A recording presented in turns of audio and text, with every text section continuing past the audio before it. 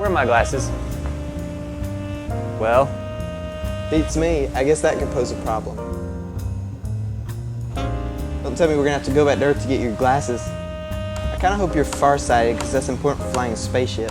I had them on when we came on the ship. Where are they at? Maybe our mole just made his next move. Check the ceiling.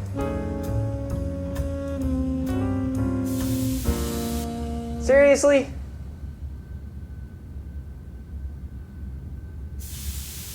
Not funny. This is the Genesis 7 to Genesis Command. We are approaching Venus with a current distance of 200,000 kilometers. I hope you had a pleasant flight so far, Captain. We're all standing by for aerocapture. Thank you. It has been a very pleasant flight. Captain, I've been tracking the radar for quite some time now, and there's a storm brewing near the Venera 13 landing site. That's one of the Russian landing sites on the surface of Venus. Hey sis, maybe I can find that old Russian refrigerator you were talking about. I doubt it's still there after 100 years. It's probably just a pile of rust by now. Yeah, you can't just haul stuff in little G like you haul it in a pickup truck. Besides, there's no data in that. The probe only lasted an hour and a half. It was only designed to last for 25 minutes, so I'd say it still did pretty good. Well, let's hope little G does better. I would hate to see my brother squashed like a bug under all that pressure.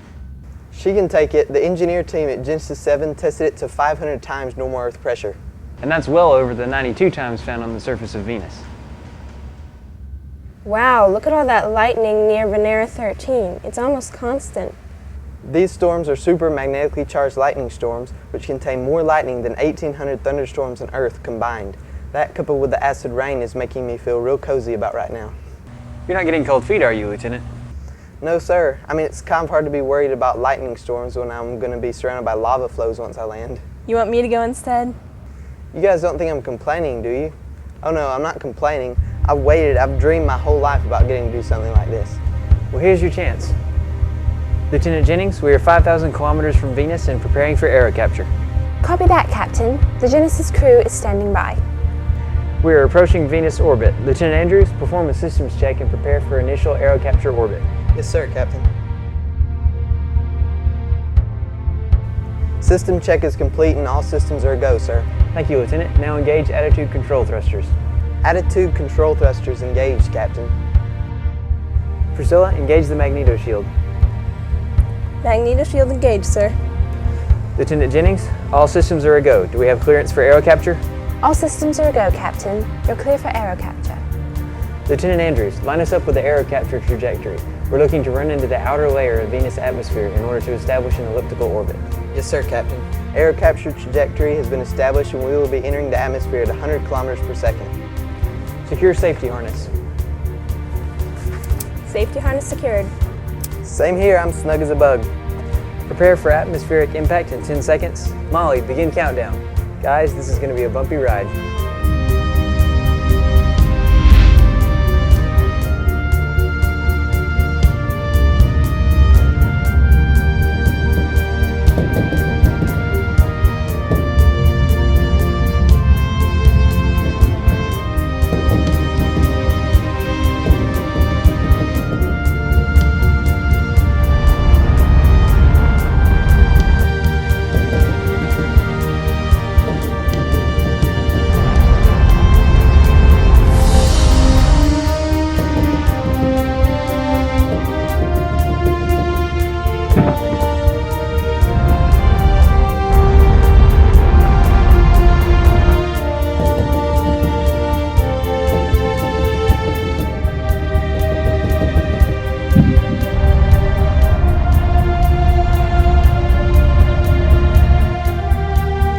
Whoa, this is fun.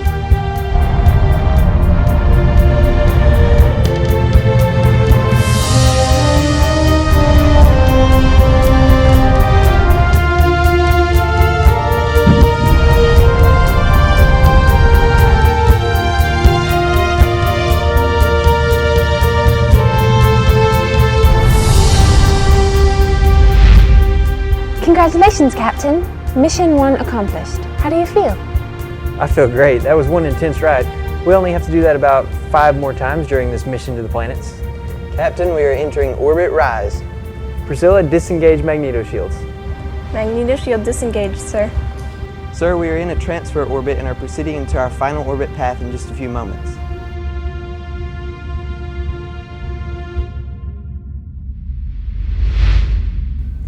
Okay, Lieutenant, it's the moment you've been waiting for. Prepare the LG-7 for launch. Yes, sir, Captain.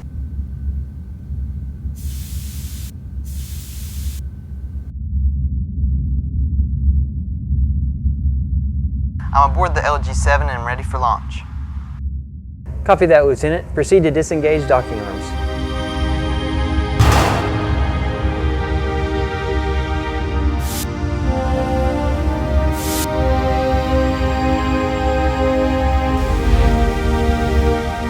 Okay, Lieutenant, you're clear to enter Venus. Be careful, there's a lot of lightning. Yes, sir, I see it. It's awesome. Yes, it is, Lieutenant. I expect entry into the atmosphere won't be an easy ride, but hang in there. Copy that, Captain. Main engines initiated. I'm ready for descent.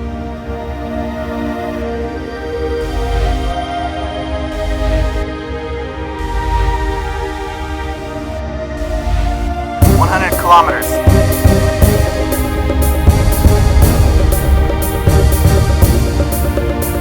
Hang in there, Lieutenant. Only 150 kilometers to go.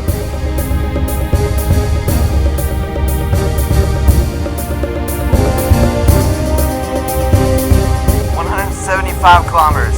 Wow, this is intense. Keep talking, Lieutenant. How are you doing? 225. I don't know how much longer I can take it. Still doing okay? 250 kilometers. How do you feel? That was almost as exciting as aerocapture. So talk to me, Donton. I'm dying to know what it's like. It's the most alien place I've ever seen. There's no way anything could live here. In fact, sis, it's kind of like how I've imagined hell would look. What about it makes you think it looks like hell? Well, there's lava flows running down the mountains, sulfur in the air, and it's dark due to the thick atmosphere, not to mention the extreme heat and pressure. As far as I'm aware, the Bible never says anything about lava. It does mention the heat, however, as well as the darkness. And the Bible isn't lacking on information about hell. In fact, Christ preached more on hell than he did on heaven. I've never really understood something. If God is such a good God, why would he create a place of torment like hell? It's because God is a good God that he created hell, because he created it for the devil and his angels. But also men sin against God, and therefore God must punish them for their sins after they die. So hell is where they go for that punishment. But God saves some people. Yes, he does, because God is so merciful. Without God's mercy, no one would be saved. And actually, hell is so terrible because it's a place that separates the soul from God and his mercy. All I know is this is a very intimidating place. I imagine it is, and I can see why it might make you think of hell. So we can thank the Lord that he gave us a beautiful home like Earth, unlike Venus where life would be impossible. You know, some people used to think that Venus used to be exactly like Earth. They think there must have been some runaway greenhouse effect, which dried up all the water, killing everything that existed and leaving Venus uninhabitable. Venus does have a greenhouse effect, but the thick atmosphere has been in place since the planet was first observed and has not changed any in all that time. So the rest was just speculation to prop up a theory of how it might have happened on Earth? Exactly, which is what the majority of evolutionary theory did.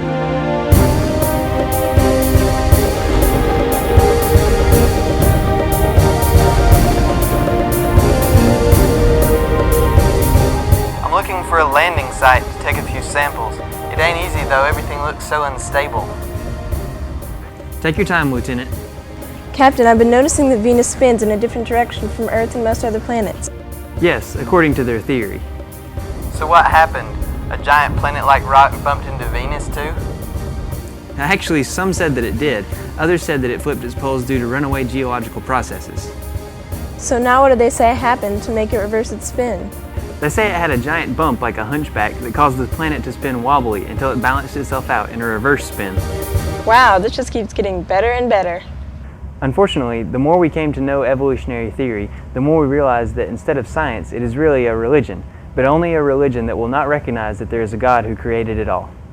A friend once asked the question, why can't we believe both the Bible and evolution? I knew there were a lot of inconsistencies, but I really didn't know how to answer her question. We can't believe both because evolution involves millions of years of death and decay before Adam was ever created. We know from the Bible that death comes through sin, and since Adam was created perfect, then death before sin is an impossibility. Wow, that's a pretty good answer. I wish I had thought of that. If death happened before sin entered the world, then the whole Bible would be meaningless. You're exactly right. That's why this mission is so important. We must do all that we can to uncover the truth about the universe that God created.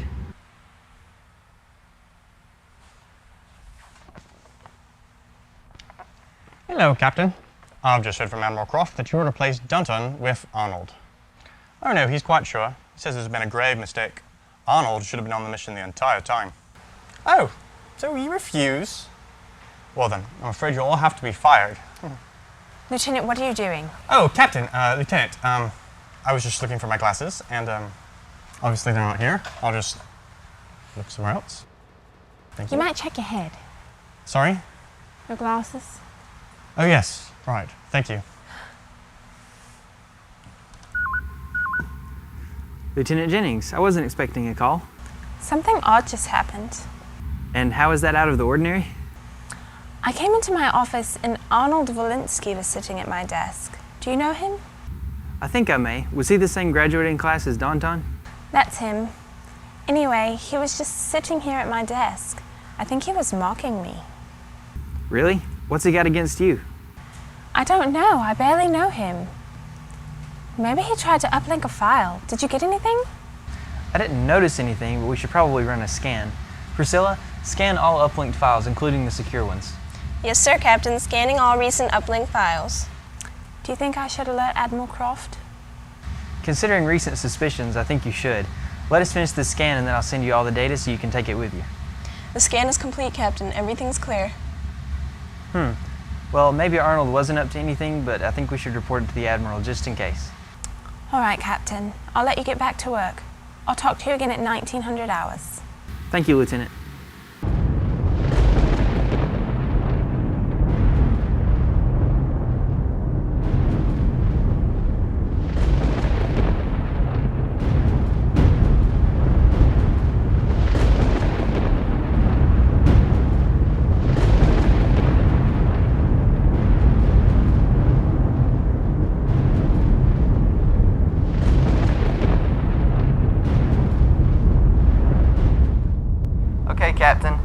found a landing spot and I'm on the surface of Venus.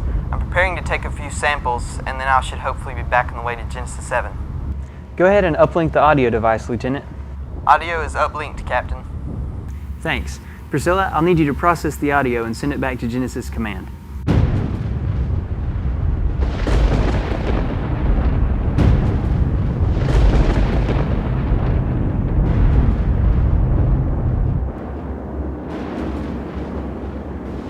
Wow, would you just listen to that?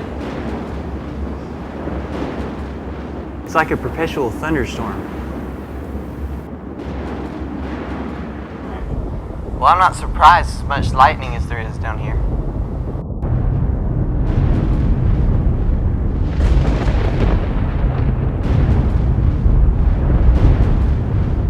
Oh snap, Captain. We have a problem. What is it, Lieutenant?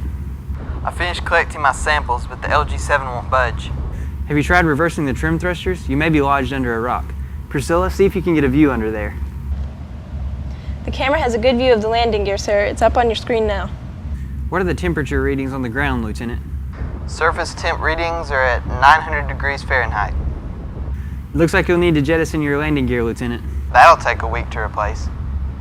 You could always get out and break it loose with a pry bar. I think I'll power up the thrusters, thank you very much. He always gets more reasonable when in danger or offered food.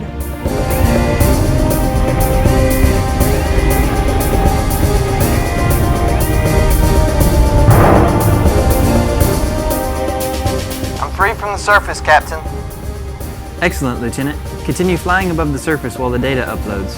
How's the pressure down there, Donton? Pretty normal as long as I'm in my cozy cockpit here. Well, naturally, but if you didn't have the little G to protect you, you'd be crushed instantly.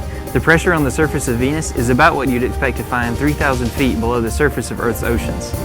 Venus is pretty intense, not to mention that it's hot enough to melt lead out there. That's gotta hurt. Captain, I'm capturing some images of the surface right now. There's so many mountains. Many of those are volcanoes. As far as we know, Venus has more volcanoes than any other planet, about 167.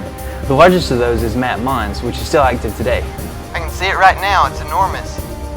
Okay, Lieutenant, the data upload is complete. You can return to the ship. I'd say you've put in a hard day's work.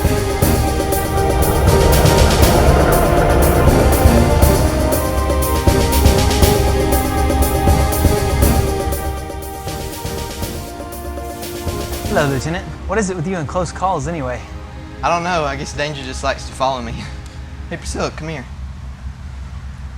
Take a whiff of that. Oh, what is that?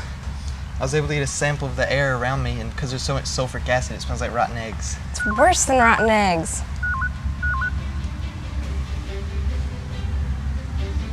Hello, Lieutenant. We have completed our mission to Venus. We have some audio recordings, which I can't wait for you to hear, along with some air and surface samples.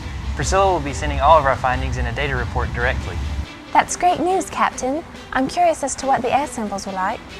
You don't want to know. It smelled horrible. It was pretty bad. Something like a cross between rotten eggs and Donton's bunk room. I'm glad you warned me. I'll take your word for it. So, what's next? You are to go to Mars. There will be another landing. Genesis Command is still deciding whether to send you to the old Phoenix site or to the old Viking lander. Either way, it should prove to be interesting to say the least. Priscilla, input the flight plan into the navigation system. Navigation plan is calculating, sir. Lieutenant Andrews, warm up the PSUs. Power system units are online, sir. All right, let's go to Mars. Engage MIEs. MIE's engaged, Captain.